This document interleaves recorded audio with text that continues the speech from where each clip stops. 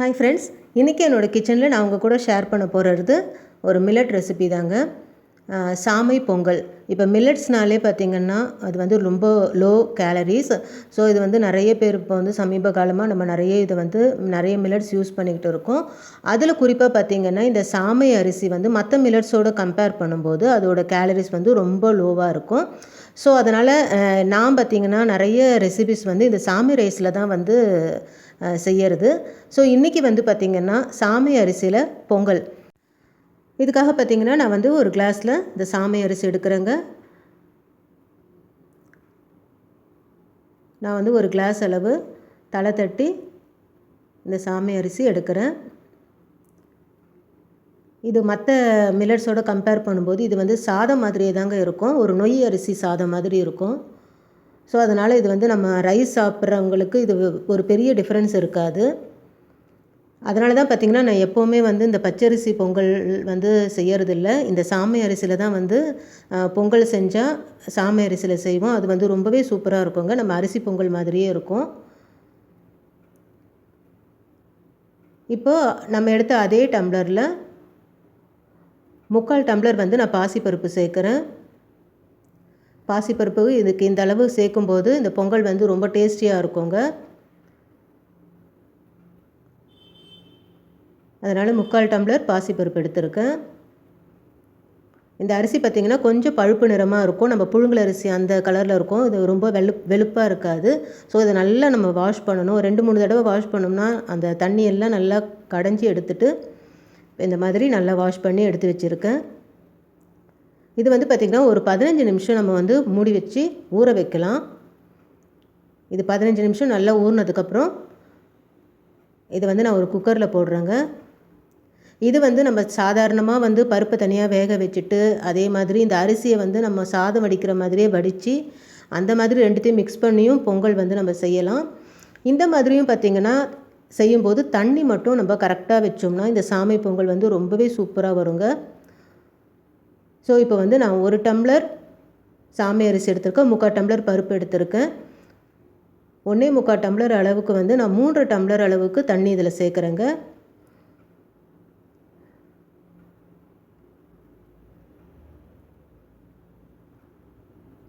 ஒரு 3 டம்ளர் தண்ணி வச்சோம்னா இதுக்கு இப்போ வந்து கரெக்டாக இருக்கும். இந்த அரிசி வந்து 15 நிமிஷம் நல்லா ஊறிச்சுன்னா போதும். அடுத்து இந்த பொங்கலுக்கு தேவையான உப்பு சேர்க்குறேன். சேர்த்து இப்போ குக்கர் பார்த்திங்கன்னா நான் ஒரே ஒரு விசில் வச்சு இறக்குறேங்க. ஒரு விசில் வச்சுட்டு நம்ம ஸ்டவ் ஆஃப் பண்ணிவிட்டு அந்த சூட்லேயே அந்த பொங்கல் அப்படியே இருக்கட்டும். அடுத்து இந்த பொங்கல் தாளிக்கிறதுக்காக பார்த்திங்கன்னா நான் மிளகை வந்து இந்த மாதிரி வந்து லேசாக உடச்சி வச்சுருக்கேன். லேசாக ஒரே ஒரு தட்டு தட்டி உடச்சி வச்சுருக்கேன். அடுத்து 1 ஸ்பூன் சீரகம் எடுத்திருக்கேன். பொடியாக கட் பண்ண இஞ்சி. அடுத்து பார்த்திங்கன்னா கொஞ்சம் முந்திரி எடுத்திருக்கேன். அடுத்து ரொம்ப முக்கியமானது கருவேப்பிலை. இந்த பொங்கலுக்கு ரொம்பவே முக்கியங்க கருவேப்பிலை. ஃப்ளேவர் ரொம்ப நல்லாயிருக்கும். அடுத்து பெருங்காயம். இப்போ நம்ம குக்கர் பார்த்திங்கன்னா நல்லா விசில் அடங்கிடுச்சிங்க. நல்லா விசில் அடங்கின உடனே இப்போ வந்து நம்ம இதை ஓப்பன் பண்ணி பார்க்கலாம். இப்போ இந்த பொங்கல் பார்த்திங்கன்னா நல்லா கரெக்டாக வெந்திருக்கு. தண்ணி பார்த்திங்கனாலும் கரெக்டாக இருக்குங்க. இந்த அரிசி பார்த்திங்கன்னா தண்ணி எக்ஸஸ் ஆகிடுச்சுன்னா ஒரு மாதிரி களி மாதிரி ஆகிடும். அது அந்த பொங்கலுக்கு நல்லாவே இருக்காது. அதே மாதிரி ரொம்ப தண்ணி கம்மியாக வச்சாலும் அரிசி வந்து சரியாக வேகாது. அதனால் இந்த அளவு தண்ணி கரெக்டாக வச்சு இது செய்யும்போது பார்த்திங்கன்னா இதுக்கு வந்து நம்ம தாளிக்கிறதுக்கும் வந்து எண்ணெயோ நெய்யோ ஜாஸ்தி செலவு பண்ண தேவையில்லைங்க. இந்த மாதிரி தண்ணி வந்து நம்ம கரெக்டாக வச்சு தாளிப்பு கொடுத்தோம்னா எண்ணெயும் நம்மளுக்கு அதிகமாக பிடிக்காது, நெய்யும் அதிகமாக பிடிக்காது. ஸோ இப்போ இந்த பார்த்திங்கன்னா இந்த பொங்கல் பார்த்திங்கன்னா இந்த அரிசியும் நல்லா தெரியும். நல்லா அந்த நொய்யாக அந்த அரிசியோட டெக்ஸ்சரும் நமக்கு தெரியும். இப்போ அடுத்து பார்த்திங்கன்னா தாளிக்கிறதுக்காக ஒரு சின்ன ஃப்ரை பேன் வச்சுருக்கேன். அதில் வந்து 1 ஸ்பூன் நெய் விடுறேன். ஒரு 1.5 ஸ்பூன் எண்ணெய் சேர்க்குறேங்க. சேர்த்து நம்ம எடுத்து வச்சுருக்க இந்த மிளகு சீரகம் இதெல்லாம் நல்லா பொரிஞ்சதும் அடுத்து எடுத்து வச்சுருக்க இஞ்சி சேர்க்குறேன். அடுத்து கருவேப்பிலை கொஞ்சம் பெருங்காயம் சேர்த்து அது நல்லா ஃப்ரை ஆனதும் நம்ம எடுத்து வச்சுருக்க முந்திரியை சேர்த்து நம்ம எடுத்து வச்சுருக்க இந்த பொங்கலில் கலந்து நல்லா கிளறி எடுத்தோம்னா சூப்பரான நம்மளுடைய சாமை பொங்கல் ரொம்பவே டேஸ்டியாக ரெடியாக இருக்குங்க. இது பார்த்திங்கன்னா நமக்கு வந்து எண்ணெய் நெய் செலவும் வந்து ரொம்பவே கம்மியாக இருக்கும். இந்த பொங்கல் கொஞ்சம் தண்ணி ஆயிடுச்சுன்னா கூட நம்ம எவ்வளோ எண்ணெய் ஊற்றினாலும் எவ்வளோ நெய் ஊற்றினாலும் அந்த பிசுபிசுப்பு தன்மை வந்து இருந்துக்கிட்டே இருக்கும். நல்ல சாஃப்டாகவும் இருக்குங்க, நல்ல டேஸ்டியாக, அதே சமயம் நல்ல ஹெல்த்தியான நம்மளுடைய இந்த சாமை பொங்கல் ரெடி ஆகிடுச்சு. அடுத்து இந்த பொங்கலுக்கு பார்த்திங்கன்னா சைட் டிஷ் வந்து நான் இன்றைக்கி வந்து கத்திரிக்காய் சொஜ்ஜி தாங்க செய்கிறேன். இந்த கத்திரிக்காய் சொஜ்ஜிக்காக பார்த்திங்கன்னா ஒரு 5 நல்ல குண்டு கத்திரிக்காய் எடுத்துருக்கேன். அடுத்து பார்த்திங்கன்னா சின்ன வெங்காயத்தை நல்லா உரித்து எடுத்து வச்சுருக்கேங்க. ஒரு 2 பெரிய தக்காளி எடுத்துருக்கேன், 2 பச்சை மிளகாய் எடுத்துருக்கேன், கொஞ்சம் கருவேப்பிலை எடுத்துருக்கேன். அடுத்து பார்த்திங்கன்னா குழம்பு மிளகாய் தூள் 1 ஸ்பூன் எடுத்துருக்கேங்க. ஏற்கனவே 2 பச்சை மிளகாய் இதில் சேர்க்குறோம். அடுத்து பார்த்திங்கன்னா இந்த சொஜ்ஜிக்கு வந்து இந்த ரெசிபிக்கு ரொம்ப டேஸ்டி கொடுக்க போகிற ஒரு பொடி தாங்க நம்ம கடைசியாக இந்த சொஜ்ஜி இறக்கும் போது இதை சேர்க்க போகிறோம். அதுக்காக பார்த்திங்கன்னா 1.5 ஸ்பூன் தனியா எடுத்திருக்கேன், ஒரு 6 காஞ்ச மிளகாய் எடுத்திருக்கேன். அடுத்து பார்த்திங்கன்னா ட்ரை கோகோனட் பவுடர் 1 ஸ்பூன் எடுத்துருக்கேங்க. நம்ம தேங்காய் இருந்தால் கூட கொஞ்சம் ஒரு பத்த தேங்காய் கூட சேர்த்துக்கலாம். அடுத்து இந்த சொஜ்ஜிக்கு பார்த்திங்கன்னா நான் வந்து பாசிப்பருப்பு தாங்க சேர்க்குறேன். ஒரு 100 கிராம் பாசிப்பருப்பு எடுத்திருக்கேன். இதை வந்து நம்ம தனியாக நல்லா வாஷ் பண்ணி எடுத்துக்கலாம். அடுத்து நம்ம எடுத்து வச்சுருக்க இந்த கத்திரிக்காவை இந்த மாதிரி வந்து நான் இந்த சைஸில் க்யூப்ஸாக அழகாக கட் பண்ணி எடுத்து வச்சுருக்கேன். ஏன்னா ரொம்ப பொடியாக போட்டாலும் பார்த்திங்கன்னா கத்திரிக்காய் வந்து ரொம்ப இழஞ்சிடும். ஸோ அதனால் இந்த சைஸில் கத்திரிக்காவை பொடியாக வெட்டி எடுத்து வச்சுருக்கேன். இப்போ நம்ம ஊற வச்சு எடுத்து வச்சுருக்க இந்த பாசிப்பருப்பு இதில் சேர்க்குறேன். அடுத்து நம்ம எடுத்து வச்சுருக்க இந்த சின்ன வெங்காயம், அதே மாதிரி கட் பண்ணி எடுத்து வச்சுருக்க கத்திரிக்காய், 2 பச்சை மிளகாய், 2 தக்காளி கட் பண்ணி போடுறேன். அடுத்து கொஞ்சமாக மஞ்சத்தூள் சேர்க்குறேன். அடுத்து நம்ம எடுத்து வச்சுருக்க 1 ஸ்பூன் மிளகாய்த்தூள், கொஞ்சம் உப்பு சேர்க்குறேன். இதில் சேர்த்து தேவையான அளவு தண்ணி சேர்க்குறேங்க. நல்லா ஒரு 2-3 டம்ளர் தண்ணி வந்து நம்ம இந்த சொஜ்ஜி பார்த்திங்கன்னா ரொம்ப திக்காகவும் இருக்காது, அதே சமயம் ரொம்ப தண்ணியாக சாம்பார் மாதிரியும் இல்லாமல் ஒரு கிரேவி டைப்பில் இருக்கும். ஸோ அதனால் அதுக்கேற்ற மாதிரி தண்ணி இதில் சேர்த்து குக்கரில் பார்த்திங்கன்னா நம்ம வந்து ஒரு விசில் வச்சு எடுத்தால் போதுங்க. அந்த விசில் அடங்குற வரைக்கும் அப்படியே அந்த குக்கரை மூடி வைக்கலாம்.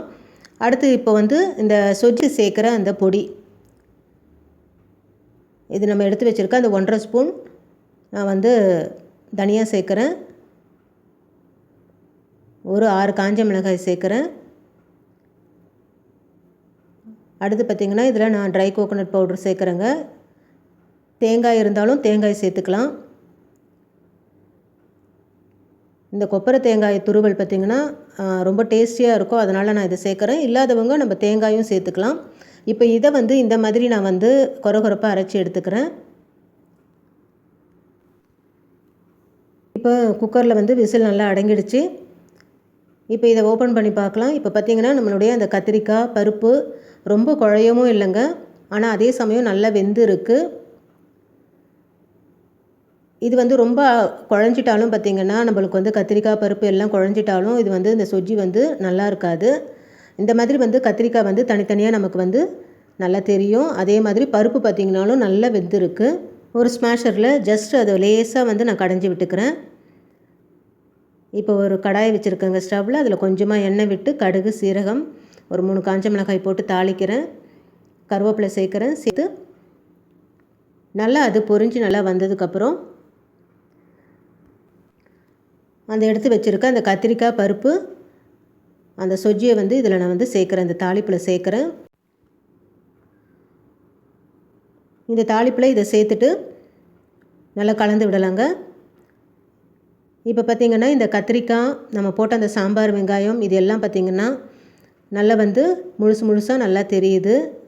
இந்த கத்திரிக்காய் வந்து ரொம்ப மசியாமல் ரொம்ப குழஞ்சிடாமல் நல்லா தனித்தனியாக தெரியுது. அடுத்து நம்ம அரைச்சி எடுத்து வச்சுருக்க அந்த பொடி அதை வந்து இந்த கடைசியாக சேர்க்கலாம். இதுதாங்க இந்த சொஜ்ஜிக்கு பார்த்திங்கன்னா ரொம்ப அல்டிமேட்டான ஒரு டேஸ்ட் கொடுக்கும். ஸோ இந்த தனியா, காஞ்ச மிளகாய், அந்த கொப்பரை தேங்காய் துருவல், அப்படி இல்லைன்னா தேங்காய், இது 3த்தையும் நம்ம சேர்த்து அரைச்சி அந்த பொடியை இப்போ இதில் சேர்க்குறேன். சேர்த்து நல்லா கலந்து விடலாம். இதோட திக்னஸ் பார்த்திங்கனாலும் இந்த அளவுக்கு திக்னஸ் இருக்கிறது இந்த சொஜ்ஜி வந்து ரொம்பவே நல்லா இருக்குங்க. ரொம்ப தண்ணியாகவும் இல்லாமல் அதே சமயம் ரொம்ப திக்காகவும் இல்லாமல் இந்த மாதிரி ஒரு டெக்ஸ்சரில் இது இருக்கிறது ரொம்பவே சூப்பராக இருக்கும். அடுத்து பார்த்திங்களா இதில் வந்து கொஞ்சமாக வெல்லம் சேர்த்து கொஞ்சம் கருவேப்பிலை கொத்தமல்லி சேர்த்து இறக்கணும்னா நம்மளுடைய இந்த சொஜ்ஜி இந்த பொங்கலுக்கு ரொம்பவே சூப்பராக இருக்குங்க. இந்த கத்திரிக்காய் சொஜ்ஜி ரொம்பவே சூப்பரான ஹெல்த்தியான நம்மளுடைய சாமை பொங்கல் ரெடியாக இருக்குங்க. கண்டிப்பாக நீங்களும் உங்கள் வீட்டில் இதை ட்ரை பண்ணி பாருங்கள். இந்த வீடியோ உங்களுக்கு பிடிச்சிருந்துச்சுன்னா லைக் பண்ணுங்கள், கமெண்ட் பண்ணுங்கள், ஷேர் பண்ணுங்கள் ஃப்ரெண்ட்ஸ். மறக்காமல் சப்ஸ்கிரைப் பண்ணுங்கள். தேங்க்யூ.